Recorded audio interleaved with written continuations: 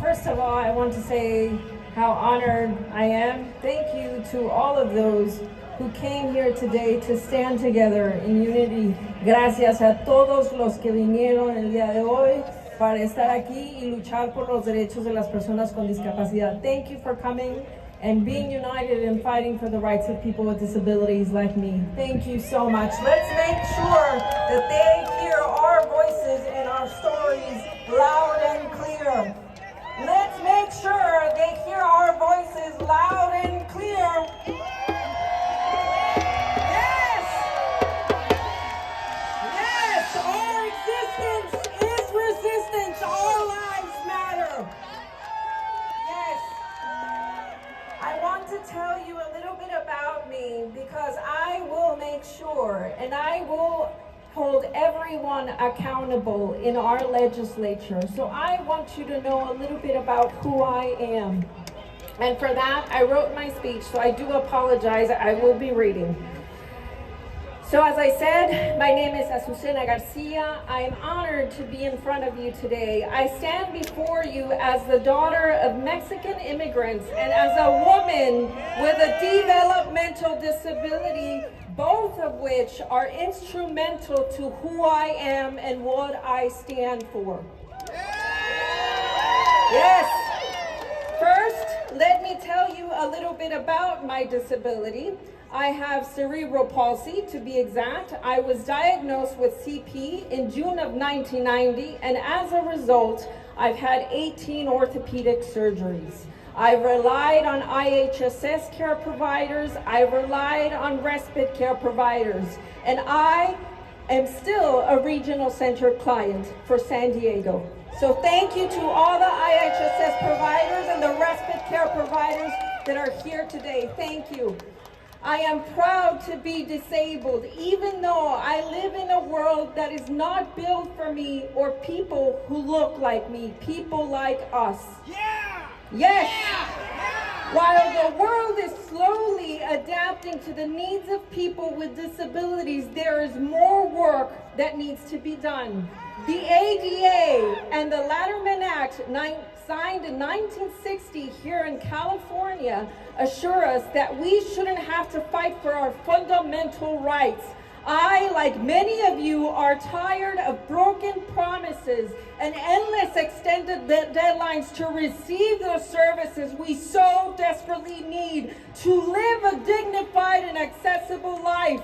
I am tired of not feeling valued or prioritized by policymakers. I am tired.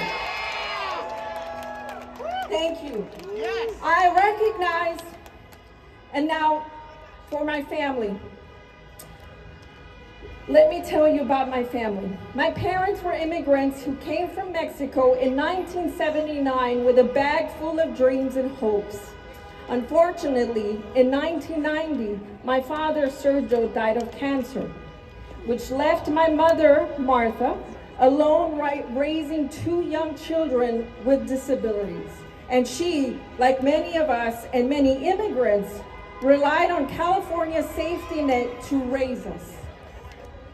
I recognize that in recent years, California has made historic strides in expanding Medi-Cal to cover all income-eligible adults regardless of immigration status, recognizing that healthcare is a human right.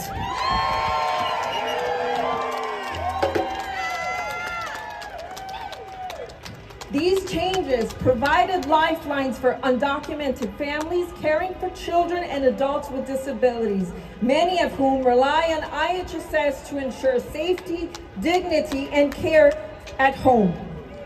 The governor's budget proposal would erase that progress, leaving thousands of people and undocumented individuals, with many of them being essential workers and caregivers, without access to services that keep our families afloat.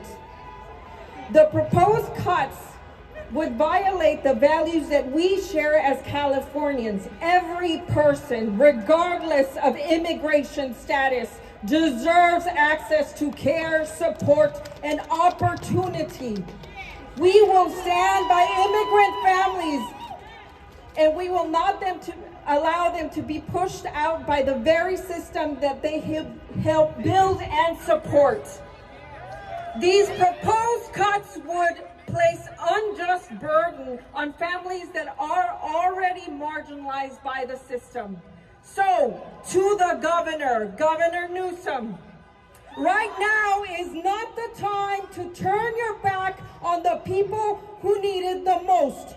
This moment calls for real leadership and for you to step up to the challenge and protect the Californians who need it the most. Remember that we voted for you.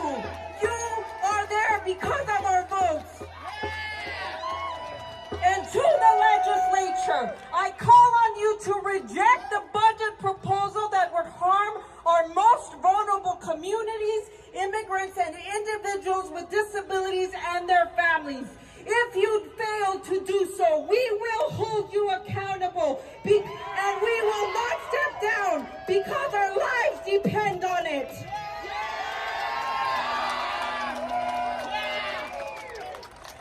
And finally, to the beautiful IDD community that stands in front of me, let's keep rising our voices and rising the tide and sharing our stories. Our existence is resistance. Our presence is power. What do we